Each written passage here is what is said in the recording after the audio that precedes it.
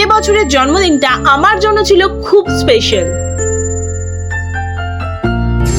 এর পিছনে ছিল দুটো কারণ। প্রথমটা হচ্ছে নিজের আর্নিং এ কিছু মানুষের মুখে হাসি ফোটাতে পেরেছি, আর দ্বিতীয় কারণটা ভিডিও শেষে বল। 24শে সেপ্টেম্বর ছিল আমার জন্মদিন, আর সেই জন্যই সকাল সকাল বেরিয়ে পড়েছিলাম মা শিবানীর কাছে। পুজো দেওয়ার পরেই আমার ইচ্ছা ছিল নিজের রোজগারের টাকায় যারা দুবেলা খাওয়ার জন্য লড়াই করছে তাদের জন্য কিছু করা। হ্যাঁ, এবার তোমরা ভিডিওটা দেখে এটা বলতেই পারো যে ভিডিও করে হয়তো আমি শো অফ করছি। খাবার দিয়েছি সেটা আবার দেখানোর কি আছে, কারণ দেখাচ্ছি এই কারণেই যাতে পরের বছরটা আরো বড় কিছু করতে পারে। তো দোকান থেকে আমি কিছু খাবারের প্যাকেট আর জলের বোতল নিয়ে চলে গেছিলাম বারুইপুর স্টেশন। যেখানে যাওয়ার পর সত্যি বন্ধুরা দেখলাম যে জীবন যুদ্ধে কত মানুষ প্রতিনিয়ত খাবারের জন্য লড়াই করে চলেছে। আর একটা বিষয় বন্ধুরা, এই বাচ্চাটাকে যখন খাবার দিচ্ছিলাম বাচ্চাটা বারবার বলছিল দিদি একটা জামা কিনে দেবে, এবছর পুজোয় আমার একটাও জামা হয়নি। সত্যি এতটাই কষ্ট লাগছিল, বারবার এটাই মনে হচ্ছিল আরো যদি কিছু করতে পারতাম ওদের জন্য।